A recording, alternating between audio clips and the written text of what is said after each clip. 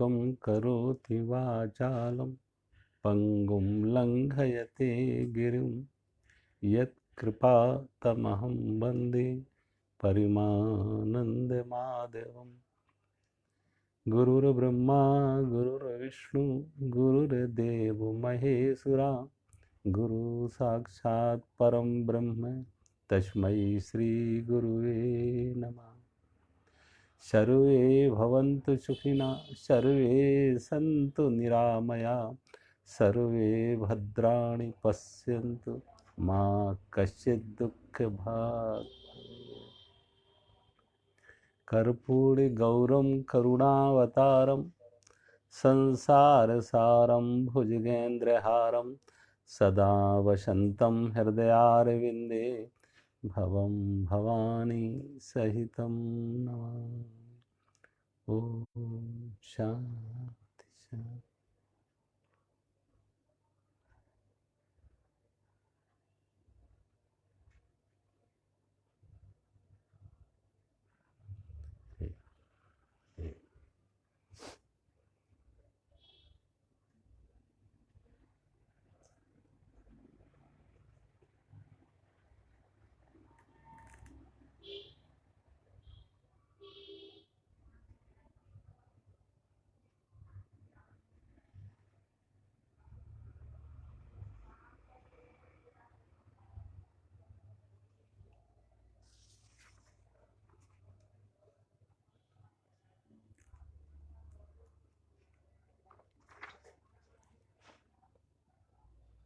अध्याय 8 श्लोक नंबर 14 अनन्यचेता सततं यो मां स्मरति नित्यसा तस्याहं सुलभा पार्थ नित्यस्य युक्तस्य योगिना। भगवान कहते हैं, हे पार्थ, जो अन्य विषय की चिंता न करके सदा ही निरंतर मुझको स्मरण करता है, उस नित्य योगी को मैं सहज ही उपलब्ध हूँ, सहज ही सुलभ हूँ। तो भगवान कहते हैं, उस नित्य योगी को मैं सहज ही सुलभ हूँ।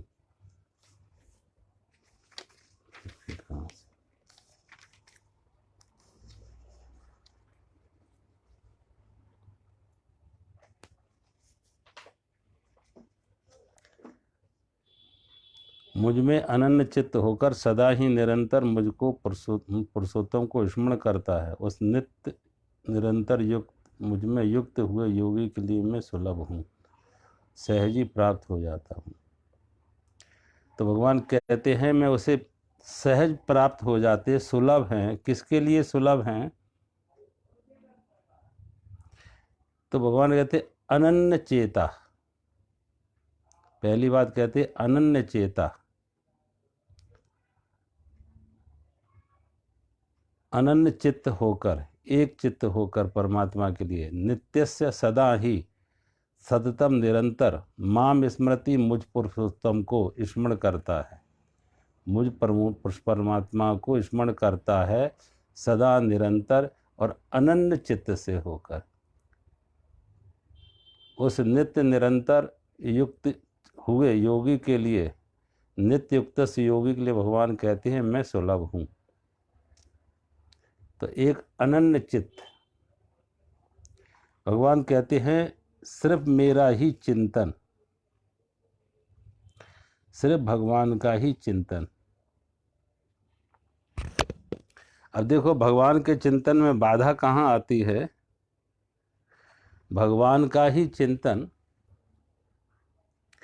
आज हम उल्टा करते, चिंतन तो संसार का होता है, लेकिन भगवान हमारे लिए साधन बनते। संसार है साध, परमात्मा है साधन, भगवान है साधन। तो वो परमात्मा का चिंतन नहीं है। कभी कभी आप देखो ऐसे लोग जो कितना समय घंटों लगाते हैं, और लोगों की नहीं, आज मंदिरों में देखो, जो मंदिरों में जो पुजारी बैठे हैं, 10-10-12 घंटे मंदिर में ही रहते हैं, मंदिर में ही भगवान के मंदिर में बैठे होते हैं। उनका क्या वो उनका चित्त भगवान के लिए है? वो अनन्य चित्त से हैं क्या? सोचो। उनकी दृष्टि भगवान पे नहीं, उनकी दृष्टि संसार पे है कि कौन क्या ला रहा है, किससे क्या मिल रहा है। अब वो भगवान के मंदिर में हैं, लेकिन भगवान के लिए नहीं है, संसार के लिए। मंदिर भी उनके लिए मंदिर नहीं है, मंदिर भी उनके लिए दुकान है। उनकी मांग, उनकी चाह, उनके जीवन की प्राथमिकता, प्रायोरिटी क्या है? संसार। अब कोई दुकान में बैठ के संसार इकट्ठा कर रहा है, तो कोई मंदिर में बैठ के संसार इकट्ठा कर रहा है। और मंदिर में जाते हैं तो मांग वही संसार के लेके। कोई संत कहते थे कि मंदिर में जो जाते हैं वो भिखारी जाते। कुछ भिखारी मंदिर के बाहर होते हैं, कुछ भिखारी मंदिर के अंदर होते हैं। जो भिखारी मंदिर के बाहर बैठे होते हैं, प्राय ऐसी जगहों पे देखो कोई मंदिर हो तो भिखारी आके वहां बैठ जाते। तो कुछ भिखारी मंदिर के बाहर होते हैं, वो इसलिए कि जो मंदिर से निकलेंगे उन्हें भी कुछ दे देंगे। वो छोटे भिखारी हैं। और बड़े भिखारी वो हैं जो मंदिर में जा रहे। ये रुपए 2 रुपए मांगते हैं, वो 1 लाख 2 लाख मांगते, वो 1 लाख 2 लाख मांगने जाते। तो वहां मंदिर में रह के भी, भगवत भजन करते हुए भी, वो माला फेरी किस लिए जा रहे? वो पूजा पाठ किस लिए हो रही? वो प्रार्थनाएं किस लिए हो रही? तो 100 में 99 आप पाओगे कि पूजा पाठ, भजन, जाप, उपवास, इस सारा का सारा कोई ना कोई मांग संसार की है, कोई ना कोई मांग चाह संसार की है। तो भगवान कहते ऐसा व्यक्ति अनन्य चेता नहीं, उसका मांग, उसकी दृष्टि, उसकी प्राथमिकता, उसकी चाह संसार की है। तो भगवान से पूरी कर लो। सब कुछ किया लेकिन नहीं हुआ, तो जरा ये भी करके देख लो। अब कहने को बड़े धार्मिक हो जाएंगे, उन्हें भगत जी कोई कहेगा, लेकिन सोचो उनकी भक्ति भगवान की है या भक्ति संसार की है? आसक्ति संसार की है, परमात्मा से पूरी कराना उनको।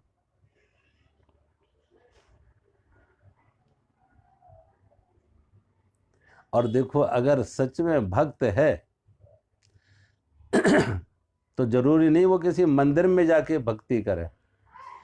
जब व्यक्ति कामना मुक्त हो जाए, चाह मुक्त हो जाए, अहंकार मुक्त हो जाए, व्यक्ति जहां है वो मंदिर है। वो जहां है, जो जहां है वहीं मंदिर में जाके मांग लेके मंदिर में जाएं तो मंदिर मंदिर निरा, मंदिर दुकान हो गई।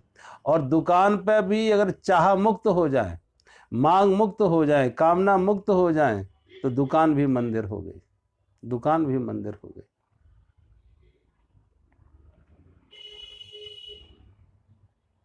कभी कभी इन मंदिर, तमाम मंदिरों को आप देखो, खासतौर से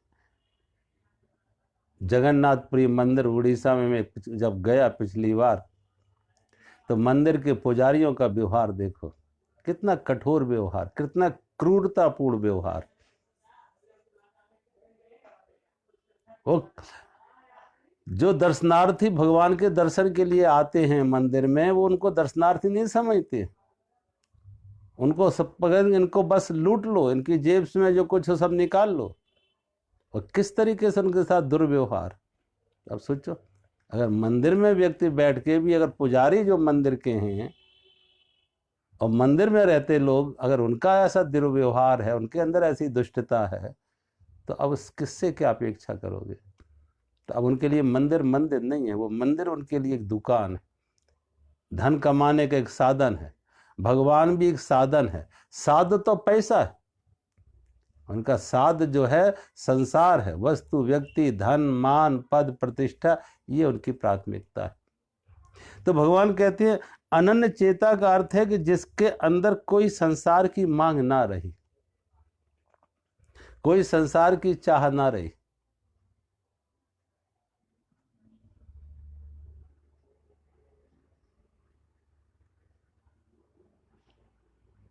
जिसकी संसार की मांग ना हो, जिसकी कोई संसार की चाह ना हो, भगवान कहते ऐसा भक्त।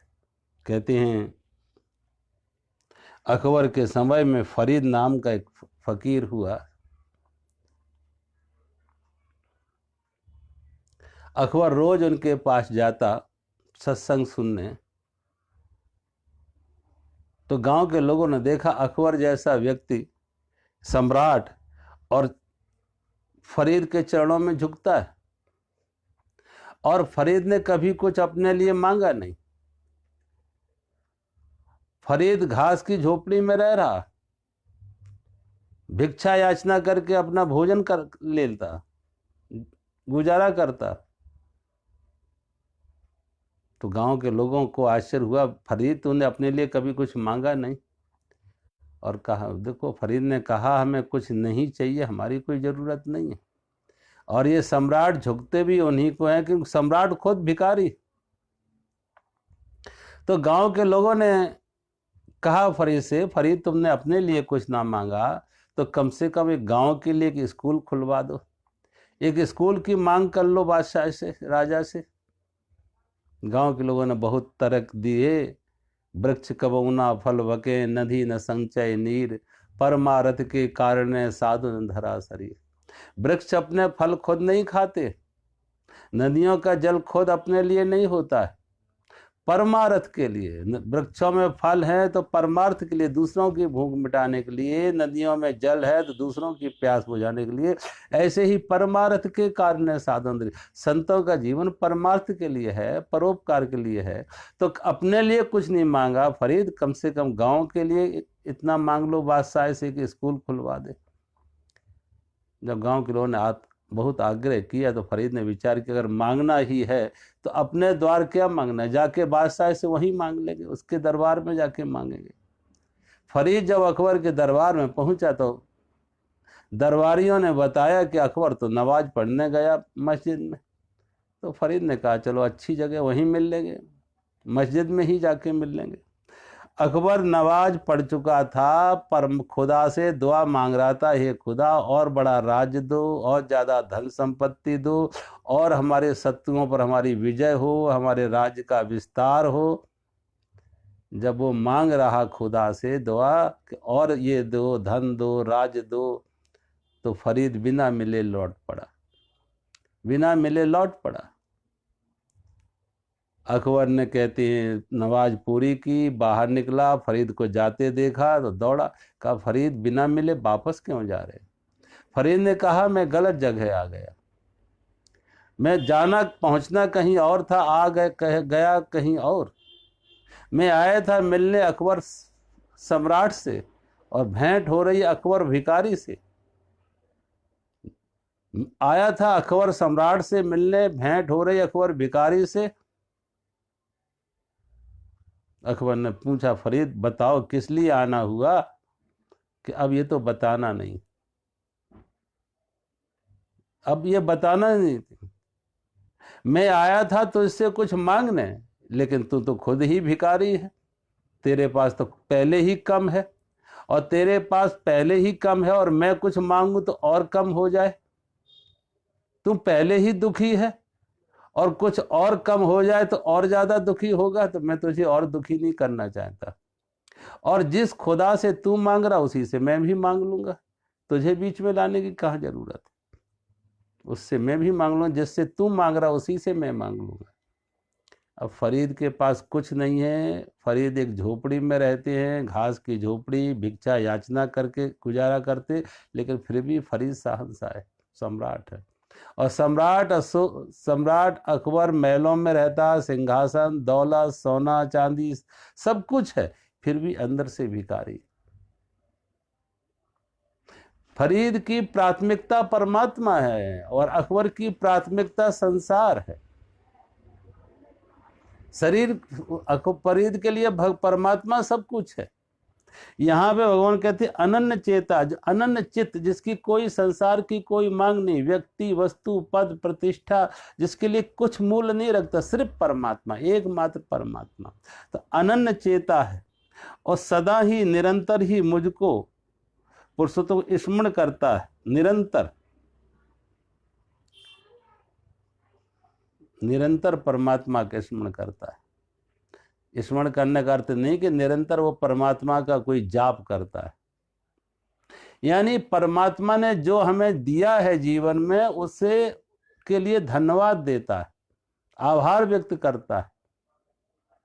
परमात्मा ने जो जो दिया है, एक शरीर दिया है, स्वस्थ शरीर दिया है, बड़ी कृपा है। खाने के लिए अन्न दिया है, बड़ी कृपा है। अन्न खाने के लिए मुंह में दांत दिए, बड़ी कृपा है। श्वास लेने के लिए हवा दी, बड़ी कृपा है। पीने के लिए जल दिया, बड़ी कृपा है। अब जो जो हमारी जरूरतें थी परमात्मा ने बिना मांगे दी। कितने लोग हैं जिनके पास 2 टाइम खाने का भोजन नहीं है, रहने के लिए कोई छत नहीं है, शरीर ढकने के लिए वस्त्र नहीं है, लेकिन सोचो परमात्मा ने इतना कुछ दिया, क्या कम है? और कितने ऐसे लोग हैं जिनके पास दौलत बहुत है, खाने को बहुत है, लेकिन ऐसे लोग भोजन कम करते हैं, दवाइयां ज्यादा खाते। बड़ी बड़ी कोठियां हैं लेकिन नींद नहीं आती, कंपोजर ट्रैंकुलाइजर खा के सोते। तो सोचो, शरीर से भी बीमार, मन से भी बीमार। तो भगवान ने अगर स्वस्थ शरीर दिया है, स्वस्थ मन दिया है, तो ये कुछ कम है? तो जो भगवान को निरंतर परमात्मा का स्मरण करें, परमात्मा को धन्यवाद दें, आभार व्यक्त करें कि परमात्मा के प्रति कृतज्ञता व्यक्त करें कि परमात्मा ने कितना कुछ दिया। इतनी हमारी पात्रता नहीं थी, हमारी योग्यता नहीं थी, हमारा पात्र छोटा पड़ रहा, परमात्मा की कृपा अपार है। भगवान कहते हैं ऐसा व्यक्ति निरंतर परमात्मा का स्मरण करे। ऐसे व्यक्ति के मन में कोई मांग नहीं होगी, कोई चाह नहीं होगी, कोई अपेक्षा नहीं होगी। कैसी भी परिस्थिति आ जाए वो परमात्मा से के प्रति कोई मांग नहीं, उसकी कोई शिकायत भी नहीं। अनुकूल हो प्रतिकूल हो, उसमें परमात्मा की कृपा ही पाएगा। अनुकूलता में भी परमात्मा की कृपा है और प्रतिकूलता में भी परमात्मा की कृपा है, क्योंकि अनुकूलता और प्रतिकूलता परमात्मा से आ रहा है, वो परमात्मा का प्रसाद है। दवा कड़वी हो या मीठी हो, लेकिन हम दोनों से निरोग होते, स्वस्थ होते, स्वस्थ होते। ऐसे ही परमात्मा हमें अनुकूलता दे या प्रतिकूल, अनुकूलता दे वो भी एक मीठी दवा है, और प्रतिकूलता दे वो भी कड़वी दवा है। दोनों से हम स्वस्थ होते, निरोग होते। और परमात्मा से ज्यादा हमारा हितैषी होगा कौन? सोचो, परमात्मा सर्वज्ञ है, उससे भूल चूक नहीं हो सकती। और परमात्मा हमारा परम हितैषी है, परमात्मा हमारा अहित करेगा नहीं। एक माँ अपने बच्चे का अहित नहीं जैसे करती, तो परमात्मा हमारा अहित कैसे करेगा? जिस व्यक्ति को परमात्मा पर ऐसी अनन्य चित्त है, अनन्य भक्ति है, निरंतर परमात्मा को स्मरण करता है। स्मरण करने का मतलब इस तरीके परमात्मा के प्रति कृतज्ञता व्यक्त करता है, एक भाव, उसी को अजपा जाप, अजपा जाप, एक स्मृति। तो भगवान कहते ऐसा व्यक्ति जो नित्य निरंतर मुझसे युक्त है, वो परमात्मा से नित्य निरंतर युक्त है। नित्य निरंतर परमात्मा से युक्त है। और परमात्मा से युक्त कौन होता है? जो संसार से अयुक्त होता है। जो संसार से अयुक्त हुआ वो परमात्मा से युक्त हुआ। देखो, शरीर तो हर समय हम कहीं भी हो परमात्मा से युक्त है। शरीर तो कहीं भी हो, शरीर तो परमात्मा से युक्त है, क्योंकि परमात्मा हमारे अंदर भी है और परमात्मा हमारे बाहर भी है। लेकिन ये युक्तता नहीं है। युक्तता क्या है? शरीर तो कहीं भी हो, शरीर दुकान पर, मंदिर में ना हो, दुकान पर भी शरीर हो, वन में ना हो कि बस्ती में हो, कहीं भी हो, लेकिन मन परमात्मा से युक्त हो। मन परमात्मा, मन में संसार ना हो, मन में परमात्मा हो। मांग संसार की ना हो, मांग परमात्मा की हो। संसार से विरक्ति हो, परमात्मा की भक्ति हो। संसार से अयुक्त हो, परमात्मा से युक्त हो, संसार से हटे, परमात्मा की तरफ मुड़े। और संसार से हटना, परमात्मा की तरफ मुड़ना, ये शरीर का नहीं, ये मन से। हमारा मन में संसार की कोई मांग ना हो, कोई चाह ना हो, कोई कामना ना हो, कोई अपेक्षा ना हो। धन है जो दिया है परमात्मा ने, हमारी जरूरत से ज्यादा दिया है, जो दिया जरूरत से ज्यादा। यदिच्छा लाभ संतुष्टा, यदिच्छा लाभ, यदिच्छा लाभ संतुष्ट, जो दिया है जरूरत से ज्यादा दिया है। ऐसा व्यक्ति आधा खाली गिलास नहीं देखेगा, आधा भरा देखेगा, आधा भरा। और हर परिस्थिति में आधा भरा रहेगा, आधा भरा रहेगा। पूरा खाली होने कोई व्यक्ति इस दुनिया में ऐसा नहीं है जिसका पूरा भरा हो, कोई ऐसा नहीं है जिसका पूरा खाली हो। अमीर से अमीर देखो, इन सम्राटों को देखो, इनका भी आधा खाली, इनकी भी मांग, इनकी भी चाह है, इनकी भी अपेक्षा है। ये भी दौड़ रहे कुछ पाने के लिए, ये भी दौड़ रहे हैं कुछ कहीं पहुंचने के लिए, अतृप्त हैं। और कोई गरीब से गरीब देखो, भिखारी को भी देखो, उसका भी आधा भरा हुआ है, उसका भी आधा भरा हुआ है। हो सकता है उसके पास, मैंने कहा ना, हो उसके पास हो सकता है दौलत ना हो, बिस्तर ना हो, लेकिन अच्छी नींद हो। उसके पास बिस्तर ना हो लेकिन अच्छी नींद हो। उसके पास अच्छा भोजन ना हो लेकिन अच्छी भूख हो। शरीर को सुविधा ना हो लेकिन मन को शांति हो। तो कभी देखो, जो फुटपाथों पर रहने वालों को अच्छी नींद आ जाती है, महलों में रहने वालों को अच्छी नींद नहीं आती है। मन की अवस्था क्या है? अभी किसी ने किताब लिखी, अमेरिका के वाशिंगटन, न्यूयॉर्क शहरों की तुलना अफ्रीका के जंगलों में रहने वाले आदिवासियों में से की। एक कंपैरेटिव स्टडी, तुलनात्मक अध्ययन। और उसमें देखा, जो अमेरिका के वाशिंगटन, न्यूयॉर्क जैसे शहर में मोस्ट डेवलप्ड सिटीज, दुनिया के सबसे ज्यादा विकसित शहर और सबसे ज्यादा सुविधा संपन्न लोग, उन लोगों की तुलना किससे की है? अफ्रीका के जंगलों में रहने वाले आदिवासी। वो जो अफ्रीका के जंगलों में रहने वाले आदिवासी है, शरीर से स्वस्थ है, मन से शांत है। हिंदुस्तान में भी आप देखो, हम पिछले दिनों अरुणाचल प्रदेश गया था। अब अरुणाचल प्रदेश में उस समय जब मैंने जाके देखा, उन आदिवासियों के घरों में गए तो कहीं कुछ नहीं। उन्होंने अपने घरों के अंदर सजा रखा था, कहीं कुछ, कोई हिरण का सिर था तो कहीं किसी का सिर, शेर का सिर था, कुछ ऐसे जानवरों के सिर। मचान बना के ऊपर रहते थे, घास की झोपड़ियां, शरीर से स्वस्थ। और शाम को पूरे कम्युनिटी के लोग मिलके नाच रहे, गा रहे, शरीर से स्वस्थ, मन से शांत। उन्हें कभी ये होता है कि उनका बीपी बढ़े, उनको ये कभी शिकायत आती है कि नींद नहीं आती है, कंपोज खाना पड़े, ट्रैंकुलाइजर लेना पड़े। शरीर से भी स्वस्थ हैं और मन से भी शांत है। ना कोई शुगर, ना कोई उनको बीपी, ना कोई हार्ट की तकलीफ। और आज के तथाकथित जो सुविधा संपन्न लोगों को देखो, सुविधा बहुत है लेकिन मन को अशांति भी बहुत है, तनाव भी बहुत है।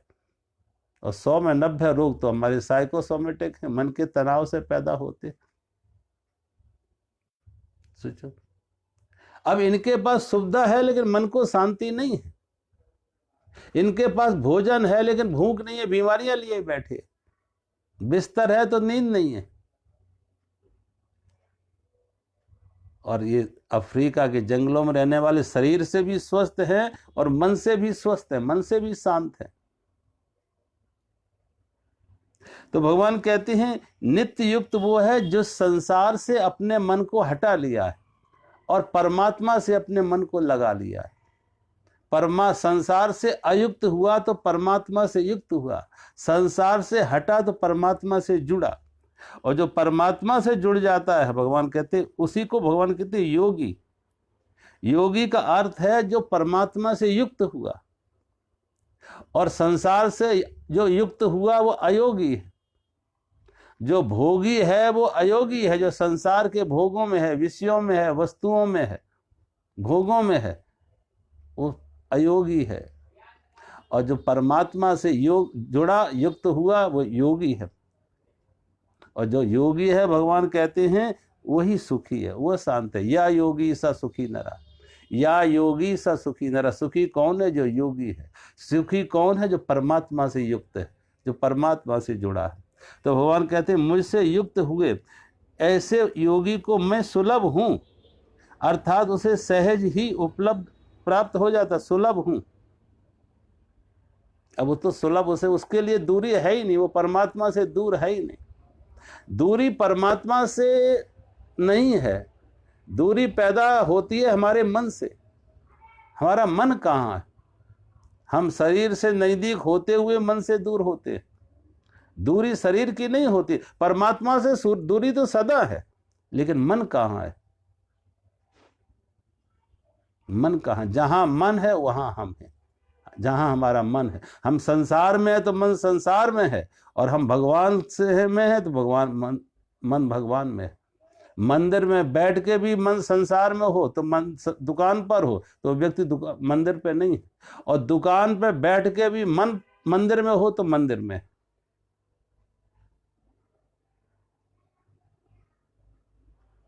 मन हमारा कहाँ है?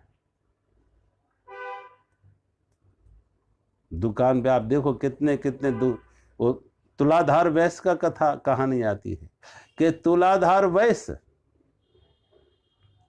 एक योगी जो तपस्या कर रहा, योग कर रहा वन में, और वन में जब योग कर रहा, तपस्या कर रहा, और तपस्या में इतना रत हुआ, इतनी गहरी कठोर तपस्या की कि कहते उसके जटाओं में पक्षियों ने भी घोंसले बना लिए। पक्षियों ने घोंसले बना लिए उसकी जटाओं में, ऐसी कठोर तपस्या में। तो उसे अहंकार आ गया कि मैंने तो बड़ी कठोर तपस्या की, बड़ी कठोर तपस्या की, और मुझसे बड़ा भी योगी कौन मिलेगा? मुझसे बड़ा तपस्वी कौन होगा? तो कहते हैं, आकाशवाणी होती है कि अरे योगी, उस साधु को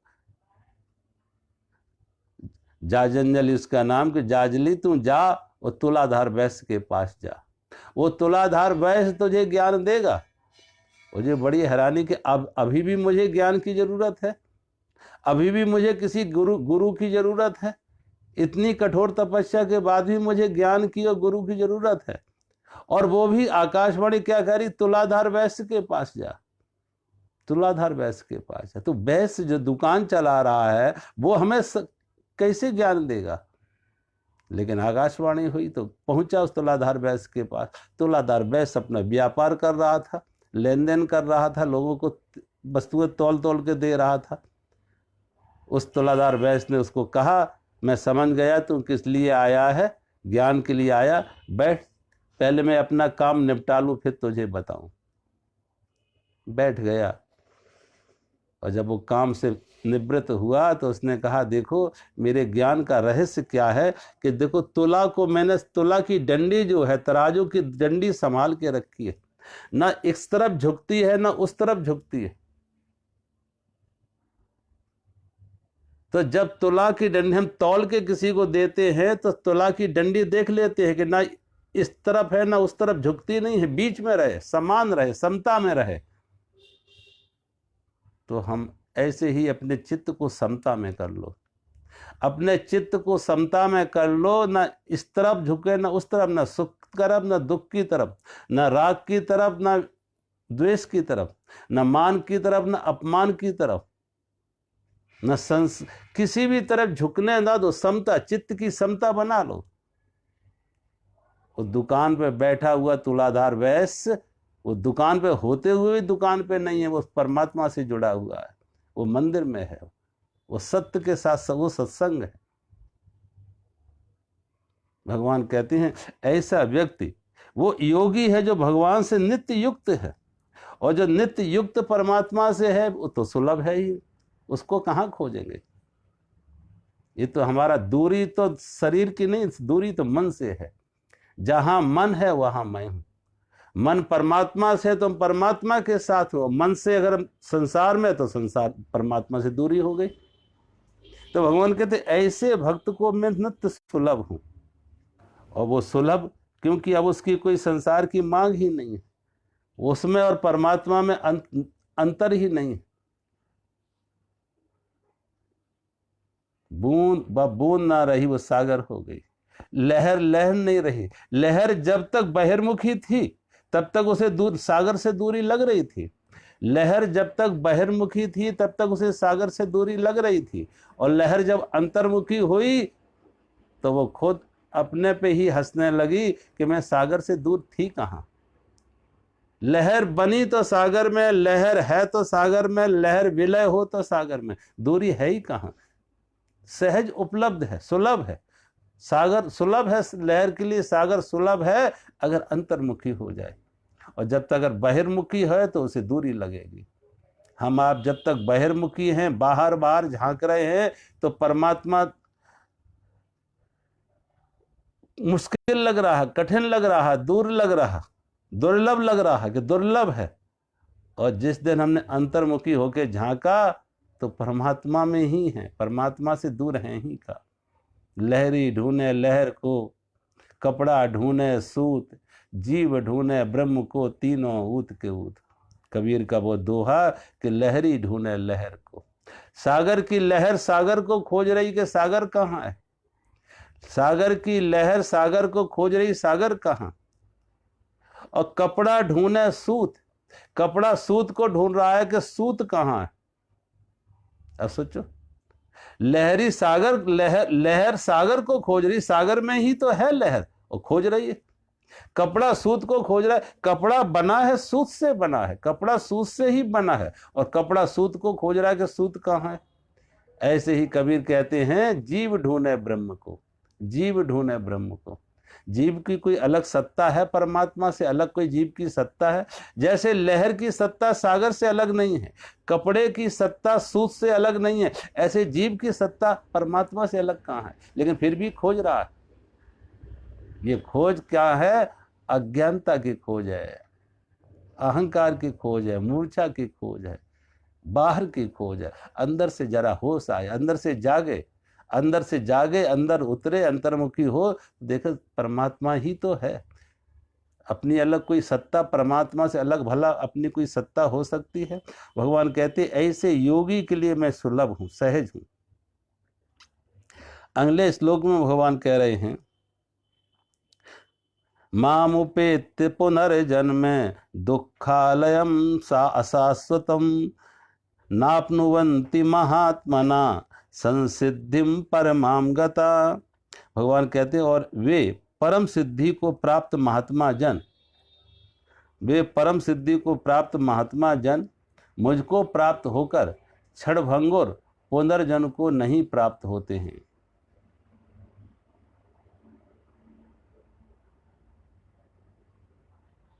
मुझको प्राप्त होकर दुखों के घर क्षणभंगुर पुनर्जन्म को नहीं प्राप्त होते। भगवान कहते हैं दो बातें, परम सिद्धि को प्राप्त महात्मा जन, जो परमात्मा के साथ जो ऐसे जुड़ गए हैं, जो परमात्मा के साथ जुड़ गए हैं, जो नित्य युक्ता है। अब जो नित्य युक्त है, योगी है, भगवान से जुड़े हैं, उनकी दो बातें खत्म हो जाएंगी। क्या दो बातें खत्म हो जाएंगी? एक तो दुखालय और एक अशाश्वतम, क्षणभंगुर पुनर्जन्म। तो एक तो दुखालय, अब जब तक व्यक्ति शरीर के साथ जुड़ा था तो दुखालय में था, कि शरीर के साथ जन्म मृत्यु जरा व्याधि जुड़ा है। जन्म मृत्यु जरा व्याधि शरीर के साथ जुड़ा है। जन्म हुआ है तो बीमारी भी आएगी, बुढ़ापा भी होगी, मौत होगी।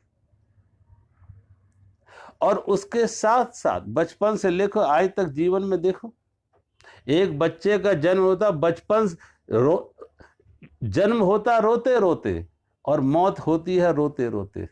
आदमी जब रोते रोते आता है और रोते रोते ही जाता है, और बीच में ही सिर्फ रोना ही रोना होता है। बाल्यपन में देखो रोता रहा आदमी, कोई खिलौना के लिए रो रहा, कभी स्कूल के ना जाने के लिए रो रहा। जवान हो गया तो जब जवानी आई तो जवानी में फिर रो रहा। शादी नहीं हुई तो रो रहा और शादी हो गई तो रो रहा। दोनों ही परिस्थितियों में, हो गई तो रो रहा, नहीं हुई तो भी रो रहा।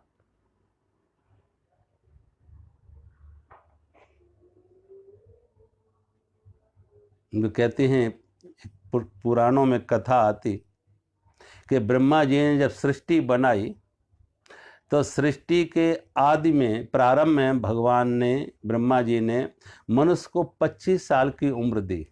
25 साल की। तो आदमी ब्रह्मा के पास पहुंचा। ये 25 साल की उम्र तो बहुत कम है।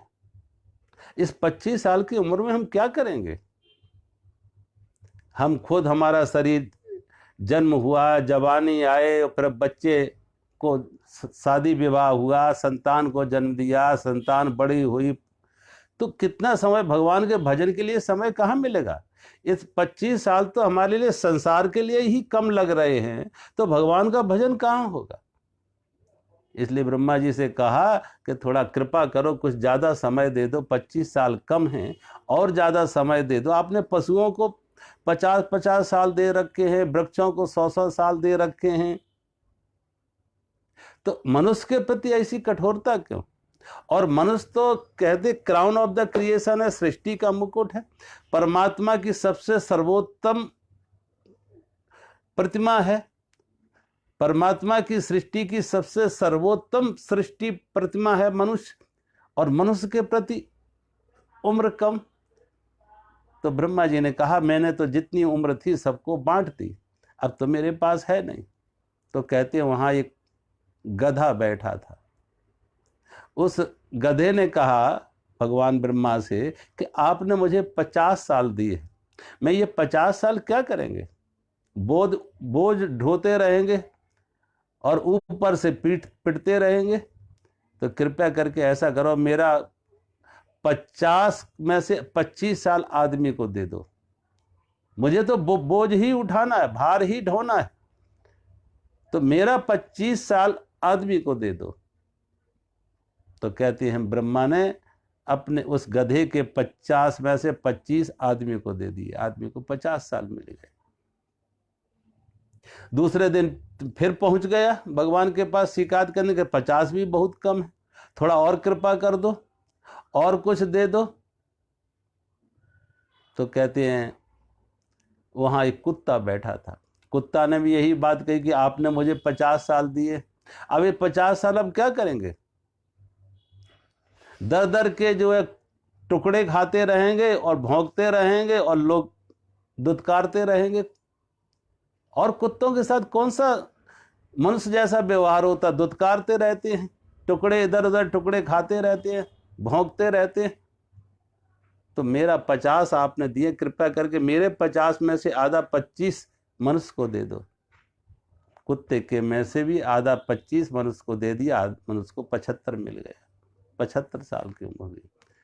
लेकिन फिर तीसरी बार खड़ा हुआ भगवान ब्रह्मा के पास, कुछ और कृपा करो। तो कहते हैं वहां पे चमगादड़ थे, या उल्लू पक्षी था, उल्लू। उस उल्लू पक्षी ने कहा कि आपने मुझे 50 साल, भगवान ब्रह्मा से कहा, मेरा 50 में से 25 भी आदमी को दे दो।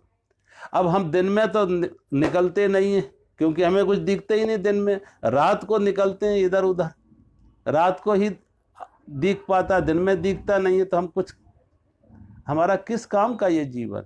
मेरा 25 भी आदमी को दे दो। कहते हैं आदमी को 100 मिल गया। अब असल में शास्त्र कहते, संत कहते, आदमी आदमी की तरह 25 साल ही जीता है, आदमी आदमी की तरह 25 साल ही जीता है। और 25 के बाद जहां शादी विवाह हुआ तो उससे फिर पूछो जीवन कैसा है, पूछो उनसे कि जीवन कैसा है, तो वो ये कहेगा भार ढो रहे हैं, भार ढो रहे हैं। मेरे मित्र काफ़ी, मेरे जो बचपन के साथी रहे, मित्र रहे, कभी भेंट होती है, बात करते हैं कैसा जीवन बीत रहा, तो यही कहते हैं स्वामी जी पूछो मत, गृहस्थी का बोझ उठा रहे हैं, गृहस्थी का भार उठा रहे हैं। और वो गृहस्थी का, सब परिवार का, संतान का भार उठा रहे हैं। कोई खुशी नहीं है, कोई प्रसन्नता नहीं है, चेहरे पर कोई आनंद नहीं है, चेहरा कोई खिला हुआ नहीं है। दुख, पीड़ा, एक बोझ, जिम्मेदारियों का बोझ, परिवार का बोझ, एक बोझ का एहसास, एक थकान, एक पीड़ा, एक मजबूरी उनके चेहरे पर दिख रही है। तब मैं याद आता कि ये आदमी का जीवन अब गधे का जीवन शुरू हो गया। 25 साल ही मनुष्य की तरह जिया, अब गधे का जीवन शुरू हो गया। और 25 से 50 तक वो गधे की तरह परिवार के बोझ को उठाएगा, जिम्मेदारियों के बोझ को उठाएगा। और कल जब बच्चे बड़े हो जाते हैं, उनकी भी शादी विवाह हो जाते हैं, शादी विवाह होके फिर परिवारों में देखो, फिर माँ बाप जहाँ रिटायर हुए कोई उनकी पूछताछ नहीं होती है, लेकिन वो भी बिना टोका टाकी रहते नहीं है।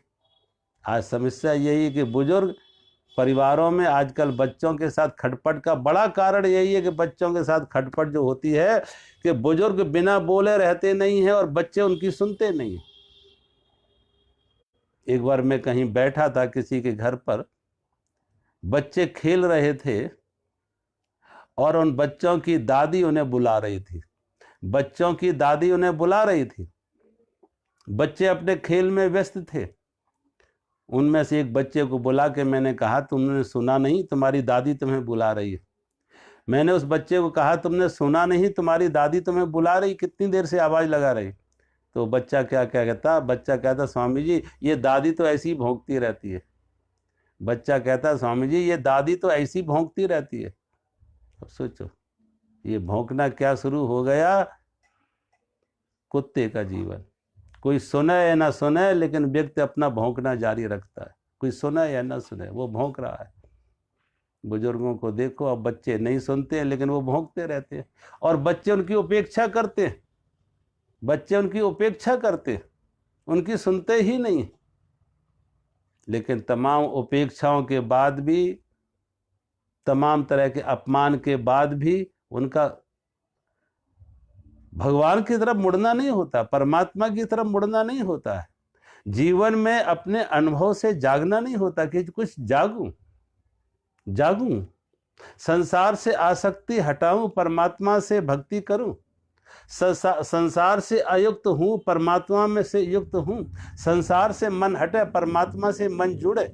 लेकिन नहीं, भोंकते भी रहते हैं, अपमानित भी होते रहते हैं। बच्चे कहते रहते हैं कि भोंकते रहते हैं। और फिर चौथी अवस्था आ जाती है, जब आंखों से दिखता नहीं है, कानों से सुनता नहीं है, शरीर अपना ही बोझ संभालने में सक्षम नहीं है, कमर झुक जाती है। उस अवस्था में उस व्यक्ति को देखो, खासतौर से घरों परिवारों में देखो, जो सासें जो घरों में बैठी होती है, अब उन्हें दिखता नहीं है, आंख से दिखता नहीं है, कान से ठीक से सुनता नहीं है, लेकिन फिर भी देखने की कोशिश करती है कि आज हमारी पुत्र वधू का भाई आया, क्या बना के खिला रही है, कुछ हस्तक्षेप करेगी। देख नहीं दिखता है तो देखना चाहेगी संसार को। अरे बहुत देख लिया इन आंखों से बाहर, अब थोड़ा अंदर झांक के देख लो। जब भगवान ने बाहर की रोशनी कम की है तो इसीलिए ये रोशनी कम बाहर की है कि बाहर बहुत झांक लिया संसार को, राग द्वेष बहुत देख लिए, मेरे तेरे बहुत देख लिए, सुख दुख बहुत देख लिए। जरा अब अंतर में मुड़ जाओ, इस दृष्टि को पीछे ले आओ,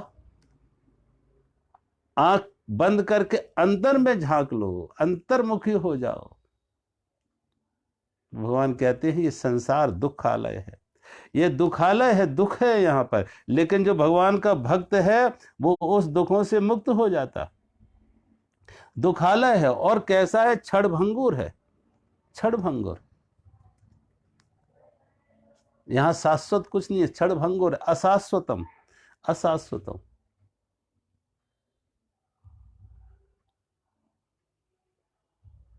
देखो आदमी की उम्र 100 साल अगर मान लो, पहले तो कौन 100 साल तक चलते हैं, लेकिन 100 साल में पूछो अगर 100 साल में उसका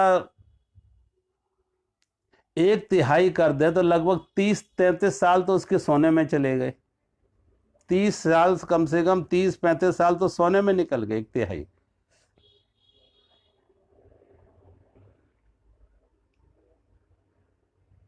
और फिर जो समय बचा तो सोचो, वो लोग जो कहते हैं वो यही कहते हैं, भगवान के लिए समय कहाँ है, भगवान के भजन के लिए समय कहाँ है। क्योंकि संतान को जन्म दिया, पढ़ाया लिखाया, बड़ा किया, काम धंधे में लगाए, तो हजार हजार तरह की। तो ऐसे व्यक्ति के लिए भगवान कहते जीवन क्षणभंगुर है, बार बार आना जाना होता, बार बार आना जाना होता है। भगवान महावीर के बारे में कहते हैं, जैन धर्म में भगवान महावीर ने जो अपने अनुयायियों को वो एक साधना सिखाते थे, और उस साधना को कहते थे जाति स्मरण। जाति स्मरण, जाति स्मरण का अर्थ होता है कि भगवान महावीर इस तरह की साधना कराते थे जिससे वो अपने पिछले जन्मों को देख सके, पिछले जन्मों को देख सके कि पिछले जन्मों में हमने क्या क्या किया। तो जब अपने पिछले जन्मों पर दृष्टि डालते थे, कितनी बार शादियां की, कितनी बार संतान को जन्म दिए, कितनी बार संसार के सुख दुख, मान अपमान, संयोग वियोग, जन्म मौत, कितनी बार ये सारे संसार के विषय, संसार के भोग, संसार की वासनाएं, कितनी बार। लेकिन इनसे कुछ हम सीखे, कोई समझे, कोई होश जगा, कोई विरक्ति आई।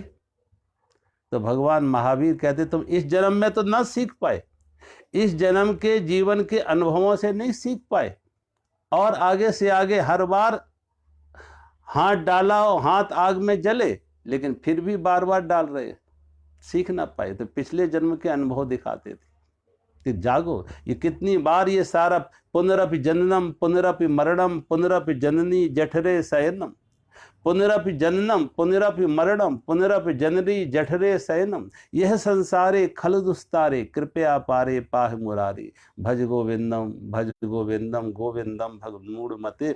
भगवान शंकराचार्य लिखते पुनरपि जननम पुनरपि मरणम, कितनी बार जन्म हुआ, कितनी बार मौत हुई। पुनरपि जननम पुनरपि मरण, कितनी बार जन्म, कितनी बार मौत। पुनरपि जननी जठरे शयनम, कितनी बार माँ के उदर में गए, कितनी बार। पुनरपि जननम पुनरपि मरणम पुनरपि जननी जठरे शयनम, यह संसारे खल दुस्तारे कृपया पारे पाहि मुरारी। भगवान शंकराचार्य लिखते हैं कि ये भक्त अब भगवान से प्रार्थना करता है, प्रभु मुक्त करो। कितनी बार जन्म, कितनी बार मौत, कितनी बार जाके माँ के उदरों में, उदर का नर्क सहा, न बाहर आए तो भी नर्क।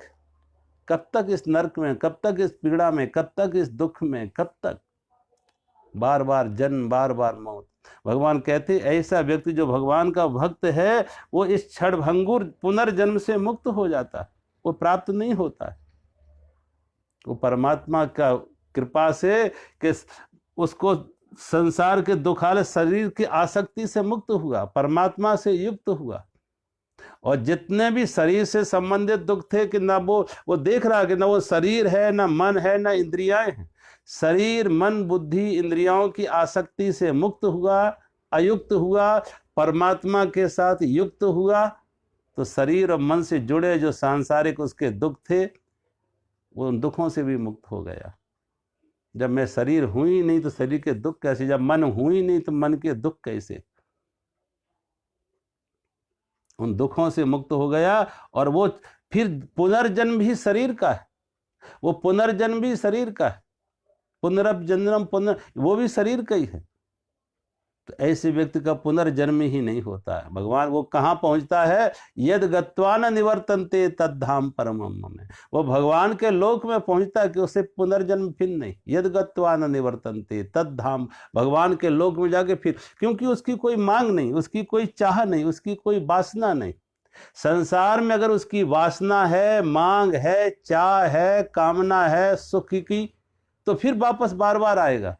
लेकिन ऐसा व्यक्ति तृप्त है, संसार से अयुक्त है और परमात्मा से युक्त है, तो पुनर्जन्म का कोई कारण नहीं, उसका दोबारा जन्म नहीं। क्षणभंगुर संसार में फिर उसको कोई सुख नहीं। अगले श्लोक में भगवान कह रहे हैं,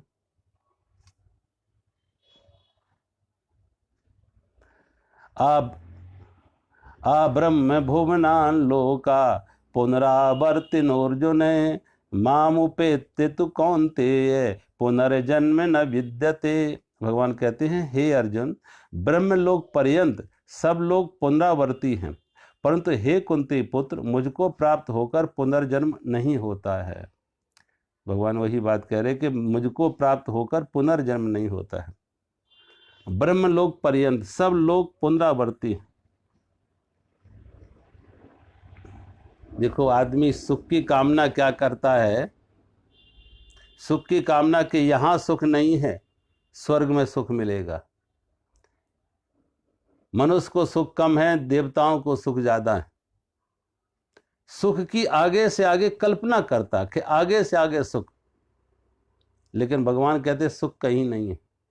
गरीब कहे, गोस्वामी तुलसीदास जी ने लिखा है, गरीब कहे धनवान सुखी, गरीब कहे धनवान सुखी, धनवान कहे सुख राजा को भारी, और राजा कहे चक्रवर्ती सुखी, राजा कहे चक्रवर्ती सुखी, चक्रवर्ती कहे सुख इंद्र को भारी, इंद्र कहे चतुरानंद सुखी, इंद्र कहे चतुरानंद सुखी, चतुरानंद कहे सुख विष्णु को भारी।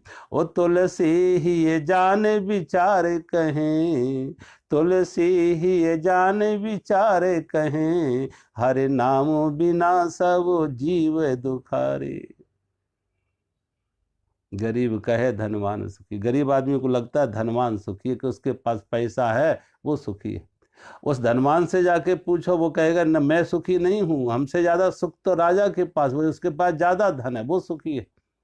राजा से जाके पूछो, वो कहेगा मैं सुखी नहीं हूं। वो सुखी है जिसका सारी पृथ्वी पर राज है, चक्रवर्ती राजा है, जिसका सारी पृथ्वी पर राज है, वो सुखी है। और उससे जाके पूछो कि जिसका सारी पृथ्वी पर राज है, सिकंदर जैसा कोई, वो सुखी है, तो वो कहेगा मैं सुखी नहीं, इंद्र सुखी है, कि इंद्र के पास स्वर्ग का राज्य। और इंद्र से पूछो, वो कहेंगे मैं सुखी नहीं हूं, ब्रह्मा जी सुखी है, उनके पास ब्रह्मलोक का राज्य, बड़ा राज है, लंबे समय तक उनके पास सुख रहेंगे, वो सुखी है। और ब्रह्मा से पूछो, वो कहेंगे विष्णु सुखी है। तो तुलसी, गोस्वामी तुलसी, तुलसी ही जान विचार कहे, हरि नाम बिना सब जीव दुखारी। नानक दुखिया सब संसार, नानक दुखिया सब संसार, सुखिया वो जो नाम आधार। जिन जिन ने बाहर सुख खोजा, वो किसी को सुख नहीं मिला, वो मृग मरीच का मिली। जिन्होंने बाहर सुख खोजा, वो मृग मरीच का, कि यहाँ सुख नहीं है आगे, यहाँ नहीं है आगे है, लेकिन होता नहीं है। वो रेगिस्तान में पानी का भ्रांति, आभास, छलावा होता नहीं है, प्रतीत होती है। इसलिए आदमी को लगेगा हम नहीं है, ये आगे वाला सुखी है। गरीब को सुख, अमीर में सुख दिख रहा है, सुख अमीर को राजा में सुख दिख रहा है, राजा को चक्रवर्ती राजा में सुख दिख रहा है, सुख चक्रवर्ती राजा को इंद्र में सुख दिख रहा, और इंद्र को ब्रह्मा में। लेकिन नानक, कबीर के नानक कहते हैं, नानक दुखिया सब संसार, सब दुखी है। इसलिए भगवान कहते ऐसा व्यक्ति जो भगवान को प्राप्त हो गया है, वो ब्रह्मलोक तक भी जितने भी लोग हैं, वो सब आने जाने वाले हैं। अब स्वर्ग में व्यक्ति कब तक रहता है? मनुष्य से ज्यादा कहते हैं स्वर्ग में सुख ले, कब तक? जब तक पुण्यों की पूंजी है। और क्षीणे पुण्य मृत्युलोक विशंति, पुण्यों की पूंजी छीण हुई तो फिर मृत्युलोक में आ जाओ। कोई आदमी बाहर जाता है ना, कभी किसी हिल स्टेशन पे जाओगे, कभी किसी बाहर के विदेश की यात्रा पर जाओगे, कितने दिन रुकोगे? जब तक तुम्हारी पॉकेट अलाउ करेगी, जेब में पैसा है। जेब का पैसा खत्म हुआ तो भागो घर की तरफ, क्योंकि फिर कमाओ, यहाँ से कमाओ वहाँ खर्च करने के लिए, वहाँ कमाई नहीं होगी, खर्च करने के लिए। ऐसे ही मृत लोक में कमा के जाओ स्वर्ग में, और जहां पुण्यों की पूंजी खत्म हुई तो फिर मृत्युलोक में। छीड़े पुण्य मृत्युलोक विशंति, मृत्युलोक में फिर आके कमाई करो। तो भगवान कहते जितने भी लोग हैं वो सब आने जाने वाले हैं, पुनरावर्तनी। बार बार आना जाना होगा, वहाँ स्थायी वीज़ा नहीं मिलेगा, परमानेंट रेजिडेंसी नहीं होगी, पीआर नहीं होती है। तो भगवान कहते हैं लेकिन जो भगवान का लोक है, वो भगवान का लोक कैसा है? यद गत्वा न निवर्तन्ते, यद गत्वा न निवर्तन्ते, जहाँ जाके वापस लौटना ना हो। यद गत्वा न निवर्तन्ते, जहाँ जाके वापस लौटना ना हो, भगवान कहते वो मेरा धाम है। यद गत्वा न निवर्तन्ते, तो भगवान कहते ऐसा व्यक्ति जो ब्रह्म पुनरावर्ती हैं, सारे ब्रह्मलोक तक सभी लोग पुनरावर्ती हैं, परंतु हे कुंती पुत्र, मुझको प्राप्त होकर पुनर्जन्म नहीं होता है। भगवान कहते हैं जो भगवान को प्राप्त होता है उसके लिए पुनर्जन्म नहीं, क्योंकि उसकी भगवान को प्राप्त ही वही होता है जिसकी कोई मांग नहीं है, जिसकी कोई चाह नहीं है। जब तक मांग है, चाह है, संसार की मांग है, वस्तु विषयों की मांग है, वासनाएं हैं, तब तक भोग इच्छा है, तब तक उसे परमात्मा की प्राप्ति नहीं। और जब ये सब मांगों से मुक्त हो गया, अंतर से युक्त हुआ, आत्मरति हुआ, आत्म तृप्ति हुआ, तो सब मांगों से मुक्त हुआ, तो फिर पुनर्जन्म कहाँ? पुनर्जन्म न विद्यते, भगवान कहते हैं फिर उसको पुनर्जन्म नहीं होता, आवागमन से मुक्त हो जाता। क्योंकि पुनर्जन्म का कारण है हमारी कामना, हमारी मांग, हमारी चाह, हमारी अपेक्षा, हमारी वासना। लेकिन जब कोई वासना ही नहीं है, अब बूंद बूंद ना रही वो सागर बन गई। अब सागर बन गई तो सागर से अलग होने का कोई उपाय नहीं। अब बूंद ना रही वो सागर हो गई, सागर लहर लहर ना रही वो सागर हो गई, और सागर से अलग होने का कोई उपाय नहीं। एक बार जो सागर के स्वाद में मिल गई, उसे अलग होने का कोई उपाय नहीं। तो भगवान कहते ऐसा जो मुझको प्राप्त होकर जो भगवान को प्राप्त होता जाता है, क्योंकि वही जिसकी कोई कामना नहीं है, जिसकी कोई मांग नहीं है। तो हे अर्जुन, ब्रह्मलोक पर्यंत सब लोग पुनरावर्ती हैं, परंतु हे कुंती पुत्र, मुझको प्राप्त होकर पुनर्जन्म नहीं होता। जो एक बार भगवान को देखो, जिसने संसार के सुख मांगे तो उसे संसार के सुख तो मिलेंगे, लेकिन वो संसार के सुख से कभी तृप्त नहीं होगा, कोई तृप्त नहीं हुआ, आगे से आगे दौड़ रहेगी। और आदमी जो जीवन में तृप्त नहीं हुआ, मरते समय भी वो अतृप्त है, मरते समय भी अतृप्त है। अभी भी वो लग रहा है कि धन कम मिला, कुर्सी छोटी रही, और बड़ी कुर्सी होती, और ज़्यादा धन होता तो शायद सुखी हो जाता। तो दौड़ आगे फिर उसकी अगले जन्म की तैयारी में है, क्योंकि अतृप्त होके जा रहा है, अतृप्त होके जा रहा है, कामना लेके जा रहा है, मांग लेके जा रहा है, अपेक्षाएं लेके जा रहा है, वासनाएं लेके जा रहा है। तो फिर उसकी यात्रा, फिर दौड़ शुरू होगी, फिर दौड़ शुरू होगी।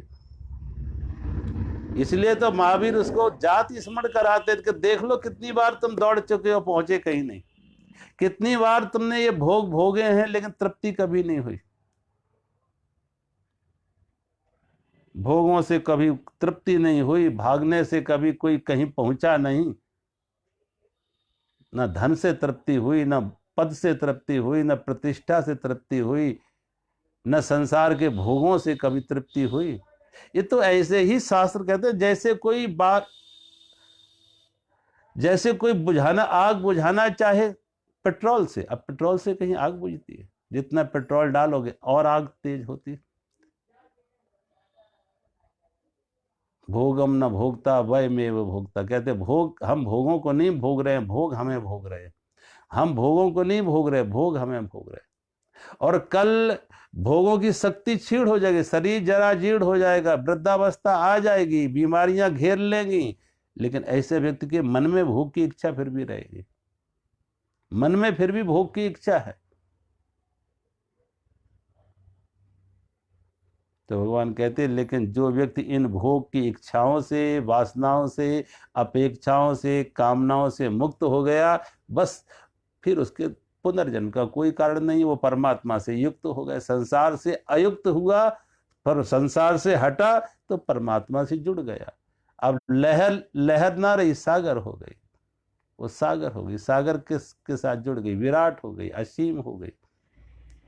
ऐसा व्यक्ति फिर भगवान कहते हैं उसके लिए पुनर्जन्म न विद्यते, पुनर्जन्म नहीं होता, और भगवान के उस लोक में पहुंचता है। यद गत्वा न निवर्तन्ते तद धाम परम, भगवान कहते हैं जो मेरे लोक में आ जाता उसको वापस नहीं, वो उसे परमानेंट रेजिडेंसी हो जाती है, उसकी स्थायी निवास वहाँ हो जाता, परमात्मा के साथ एक रूप एक रस हो जाता। आज मैं यही कथा को विराम करते हैं। मेरा सभी को प्रणाम। हरि ओम।